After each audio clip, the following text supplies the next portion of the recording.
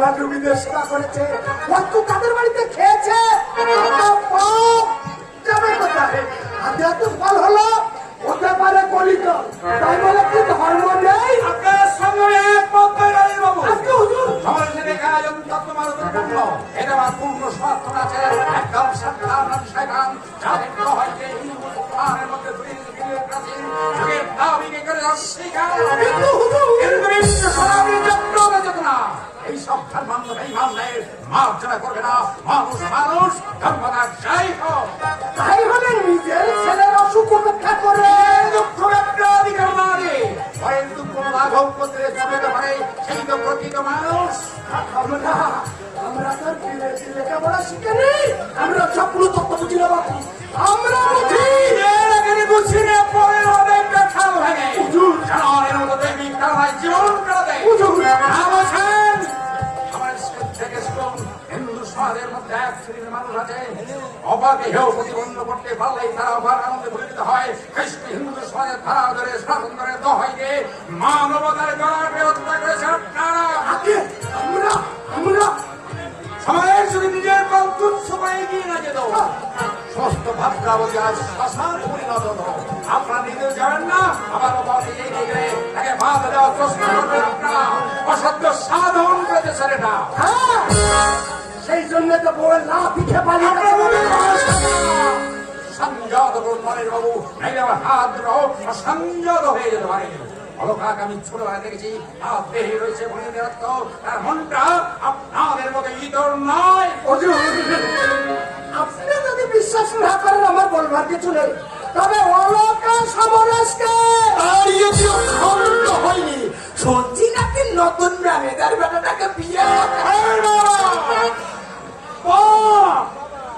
পাপ বুঝলেন সম্প্রদায়ের পাপ ওই অলকার গায়ে ফুলে বেরোচ্ছে নইলে কাল শ্মশানে বসে ম্যানেজার বেটার সঙ্গে যে কেটে পড়লো আমরা তো লজ্জাই করে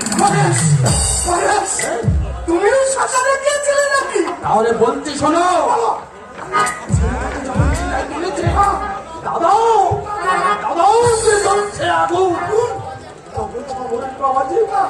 একটা গাছতলায় বসে বসে চোখে জল ফেলছে আর অলকা লাফাচ্ছে লাফাচ্ছে আমাকেও চিঠি তুলে দাও, আমি যাব আর তোরে তখন সমরেশ বাবাজি তখন সমরেশ বাবাজি অলকে আমাকে ধরে কি এমন ভাবে বলছে বলে চুপ করো ডার্লিং সে হয়তো কম দিয়েছে করেনি ছুতে পর্যন্ত দিলে না কারণ যদি মানুষটা কি চোখের সামনে দেখছে একটা বাজে লোক ওকে ধরে আপনারা এবার আসুন এসব কথা শুনতে আমার ভালো লাগছে কিন্তু হুজুর রাস্তায় উত্তেজিত হয়ে উঠছে হয়তো আপনাদের সম্মান আমি রাখতে পারবো না কিন্তু হুজুর এসব ব্যভিচার সমাজের রঙে রঙে ভাবে ছেড়ে থাকবে মুসলিম আমার একান্ত অনুরোধ আপনারা কাঁদতে যাবেন না আপনারা হলেন বর্ণ শ্রেষ্ঠ ব্রাহ্মণ সেই শ্রেষ্ঠত্বের নিদর্শন অন্তর কিছুটা রাখো বজায় রাখবার জন্যই তো আপনার কাছে আসা। সমাজের বুকে এই সমালোচনার আমরা মুখ পুজো সইব না, আমরা বেঁচে থাকতে এই সব বেলাল্লাপনা চলবে না, নাকি বলা বলিস? তা তো বটে তা তো বটে আচ্ছা হুজুরের যখন এইসব কথা শুনতে ভালো লাগছে না আমরা এখানে ছেড়ে দিলাম। আচ্ছা হুজুর আপনি তো সমরসের কথা মতো ওই সর্বনাশীর চরের জমিতে ধান চাষ করেছেন। হ্যাঁ সবাই জমিটা আমরা লিখে দিয়েছে সেই জমির ফসল আমি আর কোথানের জন্য দান করবো সেই আনন্দেই থাকো। নতুন ম্যানেজার বেটা নতুন ম্যানেজার বেটা কিস্তি দিয়ে বললে সারা বিপ্লেস ব্যবস্থা দেবি না তবে জমি ধান কাটতেছে জোয়ারের বাচ্চাকে আমি সাত কাটতে আইনের কথা, এটা আইনের কথা। জমি হচ্ছে অলকার, সমরেশ কোন এখতিয়ারে লিখে দেবে? হুজুর লাঠি নামিয়ে তাড়াতাড়ি আয়। হুজুর বলছিলাম আমাদের মধ্যে তো ভালোই কথাবার্তা হচ্ছিল, হঠাৎ ভীমকে ডাকাডাকি হুজুর আমাদের চা খাওয়াবেন, মজুরি ভাই চা বাড়ি তো রাজা বলেছে ওই এক কাপ খেলে জীবনভর মনে থাকবে। তুই কথা বসে বসে মাইনে নিচ্ছিস আর খাওয়া করে কুন্ডু কুন্ডু দিচ্ছিস, এদিকে তুই মনিবের পিন্ডি দরকার ছয় রাখতে পারো। আর এত বড় বুকের পড়ে যে আমার বাড়ির সাথে কথা বলতে হয়, এই রাতের এক বাড়িতে মাথা ফাটিয়ে দেবো রে সাহেব। হুকুম নেই মালিক, তার মাথা কেটে দিতে। মাথা কাটতে হবে না, কুকুর তাড়াতে পারবি। কুকুর দাঁড়াবো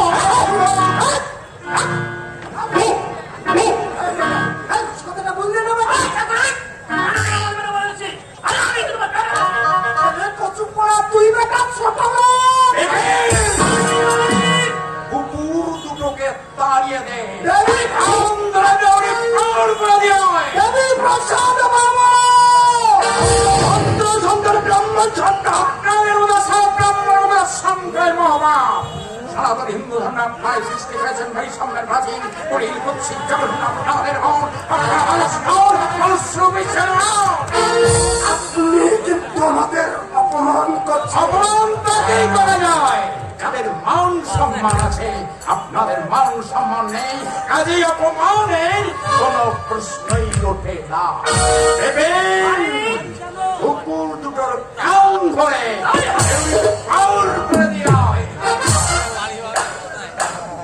শুনলেন নরেশ দা, এটার কথাগুলো শুনলেন ভাই পয়সার গরম নইলে প্রেমের বেটা রে।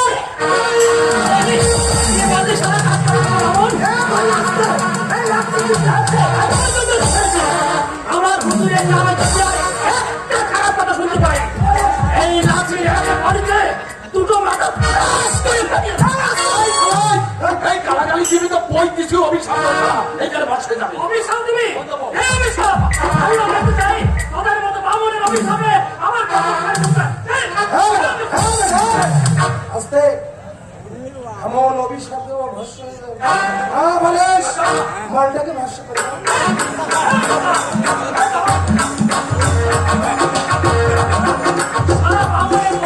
পৃথিবীর সঙ্গে আর কি এমন মার দেবো সত্য ভুবন অন্ধকার দেখ। দাদু ভাই দাদু ভাই ভৈরব ভৈরব আরে ভৈরব ব্যাপার কি বাড়িটা আমার নির্জন কেন? এমন কোনো সারা শব্দ পাচ্ছি না। হঠাৎ অলকা টেলিগ্রাম পেলাম, বাবা শীঘ্র করে বাড়ি চলে এসো। না এই সংসার দেখছি আমাকে রেহাই দেবে না। কেন রে বাবু, ধন সম্পদ টাকা পয়সা সব তো তোদের দিয়ে গেলাম, আবার আমাকে নিয়ে টানাটানি করছিস কেন? ভৈরব আরে এই ভৈরব। হ্যাঁ তা তো বুঝলাম, কিন্তু ব্যাপার কি বলতে কি বাড়িটা বল চুপচাপ কেন? আমার দাদু ভাই বুঝি স্কুল থেকে ফেরেনি? এনে ধর ধর এই ব্যাগটা ধর, এর ভিতরে কিছু দাদু ভাইয়ের খেলনা আছে। আচ্ছা বলছিলাম সমরেশ কোথায়? বাড়িতে নেই। বাড়িতে নেই সে তো বুঝতে পারছি, কিন্তু অলকা নিস্তার এরাও সব গেল কোথায়? এই অনেকক্ষণ তোরা সব কোথায় থাকিস বল দেখি? আমার দাদু ভাই বুঝি স্কুল থেকে বেরোয়নি তাই না? বাড়ি থাকলে সবার আগে ও ছুটে আসতো। কি রে মা তুই কাঁদছিস কেন? ও নিশ্চয়ই সমরেশের সঙ্গে ঝগড়া করেছিস। আরে তাতে কি হয়েছে মা, সমরেশ একটু ভাব প্রবণ, কিন্তু ওর অন্তরটা ভারী কোমল। এই সামান্য ব্যাপার নিয়ে এত দূর থেকে আমাকে টেনে আনলি কেন? নিজেদের মতো তোরা মিটমাট করে নিতে পারতিস নাকি? না বাবা, ওসব কিছু নয়। তবে পল্টু পল্টু পল্টু কি হয়েছে? পল্টু আমার পল্টু নেই বাবা।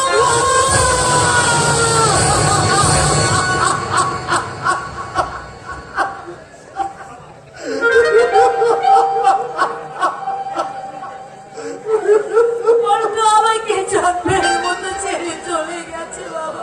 না না না, এ হতে পারে না। আমার দাদু ভাই আমাকে ছেড়ে চলে যেতে পারে না। আমি আমি যে তাকে আমার এই প্রাণের চেয়ে বেশি ভালোবাসতাম। দাদু ভাই, দাদু আপনিও যদি এইভাবে ভেঙে পড়েন, ভৈরব, ভৈরব, আমি আমি যে তাকে তোর হাতে সঁপে দিয়ে গিয়েছিলাম। বল বল ভৈরব, কোথায় রেখেছিস আমার দাদু ভাইকে? বাবা, তুমি যদি আমার করো, আমি তাহলে কি করবো? আমি তোমার মা। নিষ্ঠুর অকরুণী বিধাতা, কোন পাপে তুমি আমার এত বড় শাস্তি দিলে? এর চেয়ে যদি তুমি আমাকে নিতে দিলে বাবা। বাবু, আপনি কেন পান? আপনি তো জানেন যে চায় সে আর কোনোদিন ফিরে আসে না। জানি জানি ভৈরব, জানি, কিন্তু আমার মনকে যে আমি কিছুতেই প্রমোদ দিতে পারছি না। যাবার সময় আমার দাদু ভাই আমাকে কত কথাটা বললে। এমা, কি হয়েছিল আমার দাদু ভাই? কলেরা। কলেরা? কলেরাই মারা গেল আমার দাদু ভাই? কেন? তোরা তোরা তাকে ডাক্তার দেখাচ্ছে? মানুষের যা শাস্ত্র আমরা তা করেছি কর্তা বাবু, কিন্তু নিয়তি যাকে টানবে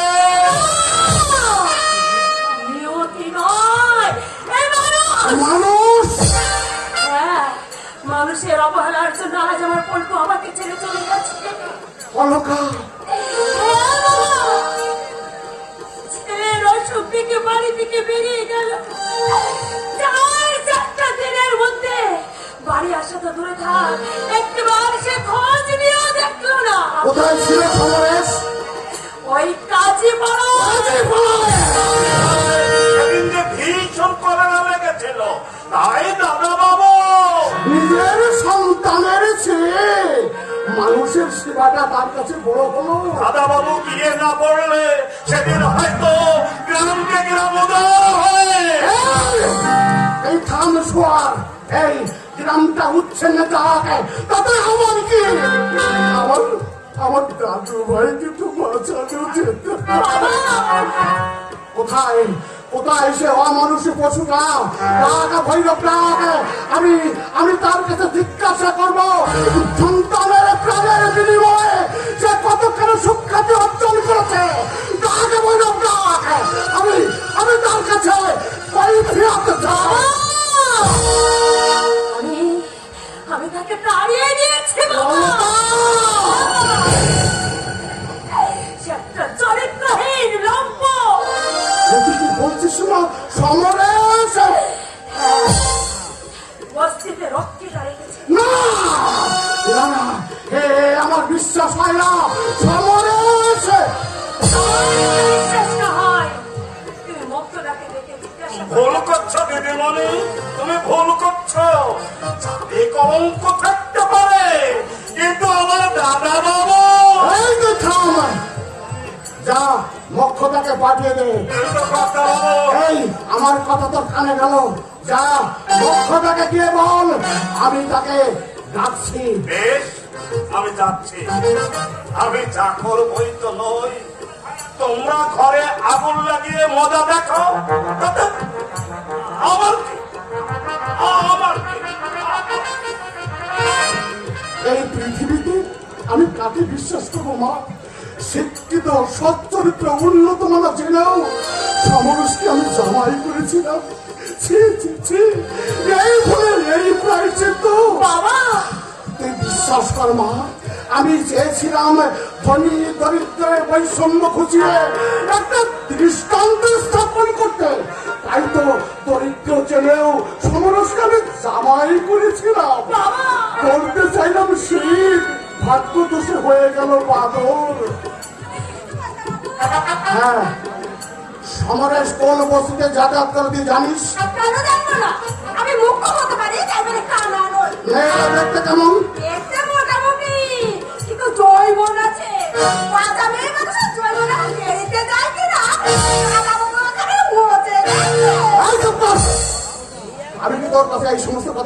করছি, যা জিজ্ঞাসা করছি তার উত্তর দে।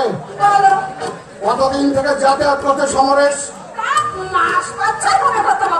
তুই নিজের চোখে দেখেছিস? শোনা, দেখেছি না, আমার বন্ধুর ঘরের পাশেই তো ঘর। চোখের আদবি, ভিতরে হাসাহাসি, নাচানাচি, একসঙ্গে বায়োস্কোপে যাওয়া, সিনেমা দেখা, রাতের অন্ধকারে মুখের সাথে মুখ লাগিয়ে।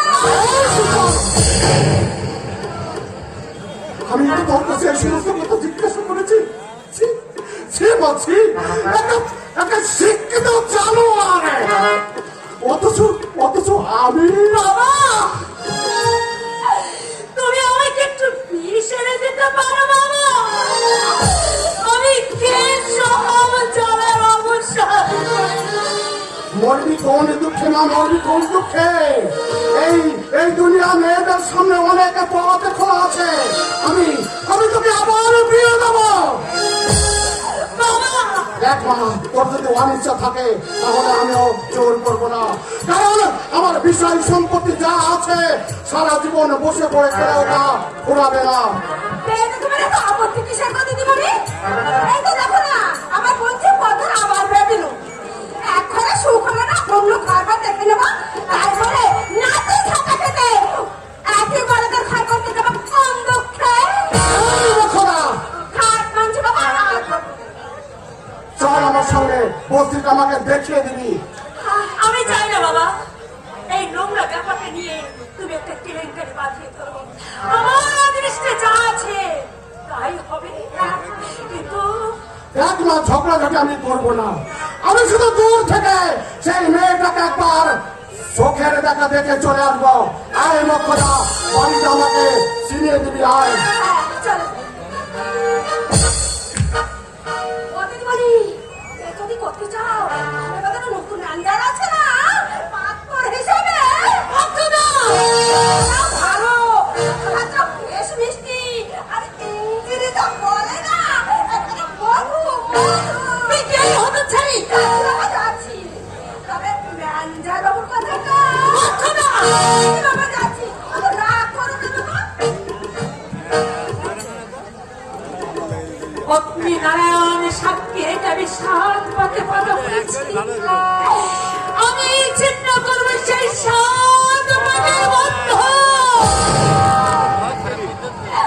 যে স্বামী দীর্ঘ 12টা বছরের মধ্যে শখ ভরে একটিবার একটা কথা পর্যন্ত বলিনি, যে স্বামী পরনার দাসত্ব,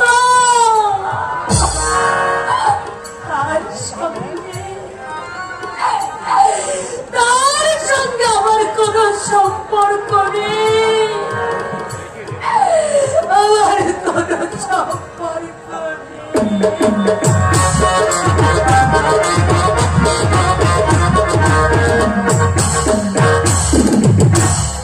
সুধা চক্রবর্তী তোমার স্ত্রী? আগে হ্যাঁ। বৈধ স্ত্রী না রক্ষিতা? ভদ্রভাবে কথা বলবেন। বস্তির ঘরে থাকলে আমি শিক্ষিত ভদ্র সন্তান, আপনারই তো ইঙ্গিত। থামুন। ভদ্র সন্তান, কোন ভদ্র ঘরের বউরা বুঝি তোমার স্ত্রীর মতো পশ্চিমে ফেরি করে দেয়? আপনি কিন্তু সীমার বাইরে চলে যাচ্ছেন। আমার স্ত্রী সম্বন্ধে আপনার বাজে ইঙ্গিত কিন্তু আমি সহ্য করবো না। হতে পারেন আপনি ধনী বলল, সমালোচনা করতে চাচ্ছ, এই বাড়িতে যাতায়াত করে এ কথা তুমি অস্বীকার করতে চাও? অস্বীকার করবো কেন? কিন্তু সমরেশ অনেক রাত পর্যন্ত এখানে থাকে। হ্যাঁ, তা থাকে, কিন্তু আপনি এসব কথা বলছি সমরেশ তোমার স্ত্রীর সঙ্গে আলাদা মেলামেশা করে? হ্যাঁ, তা করে। কারণ সমরেশ হচ্ছে আমার স্ত্রীর দাদা। হ্যাঁ, ওরা নাকি গ্রাম সম্পর্কে ভাই বোন। অপদার্থ? তার মানে তুমি একটা অপদার্থ গাধা। সামনে কথা বলবে মশাই। সমরেশকে তোমার চেয়ে আমি বেশি ভালো করে চিনি, কারণ সে আমার জামাই। আপনি ভদ্রাবতী জমিদার দুর্গাশঙ্কর রায়। দেখো বাবু, বিয়ের আগে আমি অনেক খোঁজ খবর নিয়ে দেখেছি সমরেশের 3 কুলে কেউ নেই। তবে ওই বোনটা কি এই মাটি ফুলে বেড়ানো বলে আমরা ভাই বোন? ভুল বলেছেন, ওরা তোমার স্ত্রীকে আত্মসাৎ করে ফোন দিয়েছে। পাড়া প্রতিবেশীদের চোখে ধুলো দেওয়ার রক্তটা বেশ করেছে। কিন্তু সুধা,